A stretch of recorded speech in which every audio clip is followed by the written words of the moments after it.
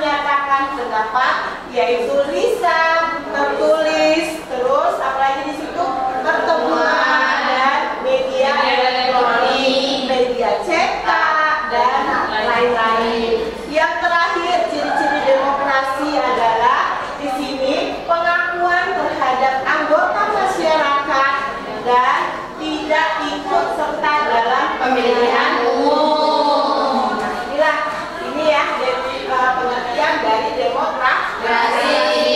Cirinya. Sekarang Ibu akan tentang siapa yang belum paham dari pembelajaran tentang demokrasi ini.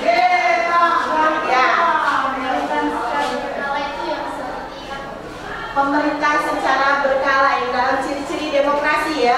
Nah, di dalam ciri-ciri demokrasi itu adalah salah satunya pemerintah secara berkala. Di sini pemerintah secara berkala ini bertahap. Nah, jadi pada saat itu presiden, contohnya Presiden Jokowi ya, memerintah menjadi presiden kita selama 5 tahun. 5 tahun sekali kita akan bergantian presiden.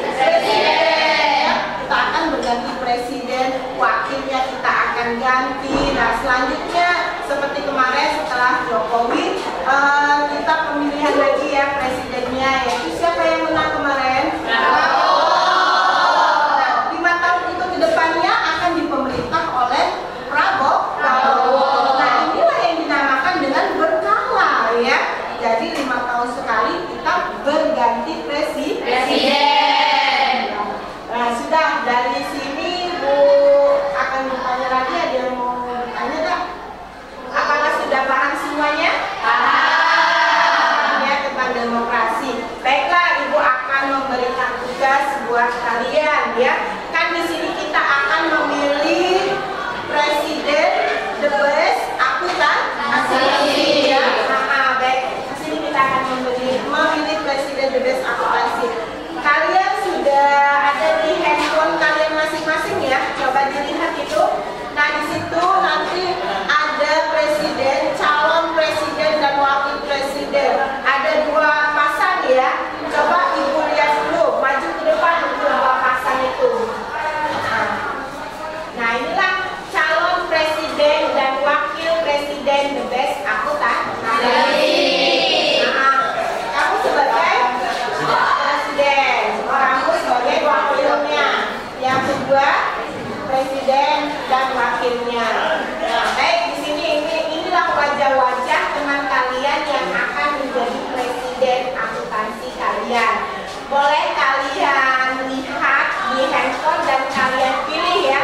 Kalau mereka tidak boleh memilih ya. Jadi yang boleh memilih adalah anggota atau masyarakatnya ya. Silakan duduk, inilah wajah-wajahnya. Nah, tugas kalian adalah memilih untuk presiden kalian siapa pada tahun sekarang ini. Bisa dipilih.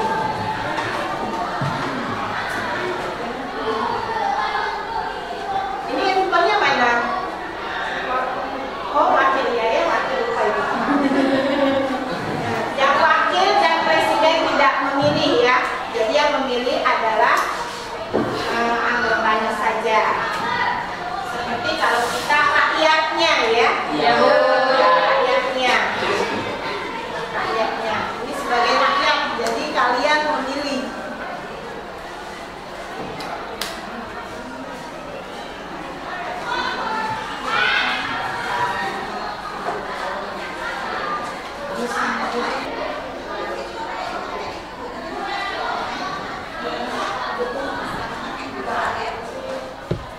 Ayo, sekali pilih. Sudah selesai. Jadi di sini akan kita lihat hasilnya ya. Hasil dari apa? Voting di sini yaitu sebagai ketua atau presidennya, yaitu saudara kita Anam.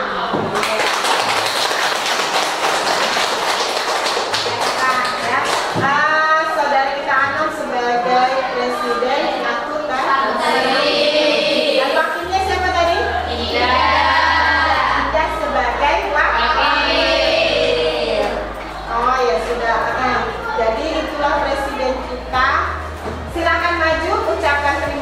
buat anggotanya atau masyarakatnya atau rakyatnya ya. Assalamualaikum warahmatullahi wabarakatuh. Waalaikumsalam warahmatullahi wabarakatuh. Terima kasih kepada teman-teman telah memilih saya dalam memilih saya sebagai Presiden dan Wakil Presiden Dinas Akuntansi periode 2024-2025. Semoga saya kalian akan kami dalam dengan baik dalam hati dan kami bisa menjalankan tugas kami dengan baik dan benar. Mungkin kalau ada kesalahan bisa kami perbaiki, mungkin bisa kami sampaikan. Ya. Dan terima kasih. Akuntansi. Ada, bisa, dan berbeda. Assalamualaikum warahmatullahi wabarakatuh. Waalaikumsalam warahmatullahi wabarakatuh. Nah itulah dia presiden kita ya, yaitu presiden the best akuntansi. Ya. Akuntansi. Ada, bisa, dan berbeda. Nah mungkin cukup sekian pelajaran kita di hari ini ya. Kita tutup dengan doa ya. Mari ke atas dipimpin doanya. Baik kawan, sebelum kita selesai pada hari ini, kita bersama dimulai.